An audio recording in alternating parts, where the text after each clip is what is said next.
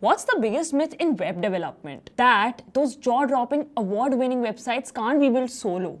They want you to think that it takes a full dev team, a Hollywood budget, and maybe secret fried chicken recipe from KFC just to pull it off. This isn't your typical how to make your landing page tutorial. This is the video that breaks down every buttery animation, every slick interaction, every wait, how did you do that moment step by step. We are recreating one of the slickiest sites I've seen lately, Sentry.com, a gaming platform that's smooth enough to land on awards. And if you're going to rebuild the core of it using just GSAP and Elementor, no paid plugins, no animation shortcuts, just clean, responsive, handcrafted motion. So if anyone's ever told you that's too advanced, or you would need an agency for that, yeah, let's prove them wrong. Let's get started. Alright, before we dive deeper, let's quickly talk about how the animations on this site work. With .from, you're telling GSAP where your element starts, the initial state. With .to, you define what it should animate to. You can also chain animations using GSAP.timeline.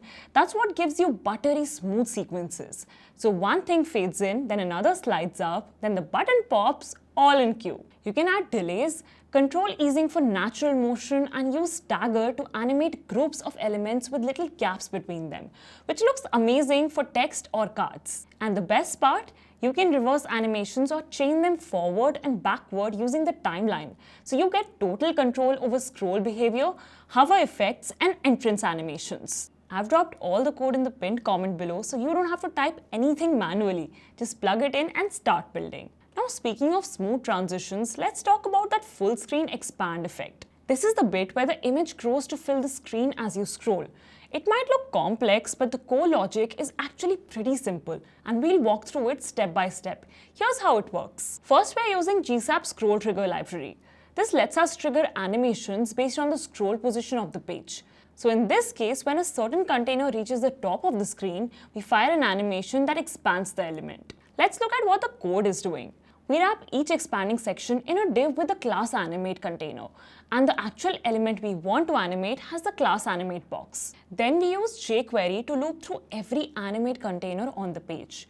For each container, we create a GSAP timeline attached to a scroll trigger. This timeline listens for scroll events where that section starts and ends, and it scrubs through the animation based on scroll position.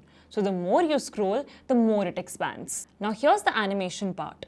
This says, start the element at the smaller size with rounded edges, and as the user scrolls, stretch it to full screen, both in width and height, and flatten out the corners by removing the border radius. The result is that beautiful, seamless, expanding section feel. It's smooth, it's clean, and it's all powered by just a few lines of code. We also use a sticky container to keep each section pinned in place while the animation plays.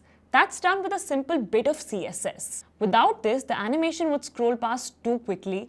This sticky behavior ensures each section stays in place long enough to finish the transitions before moving on. Click here if you want to triple your site speed in just 1 minute. Trust me, you're gonna love it. Click here and I'll see you there.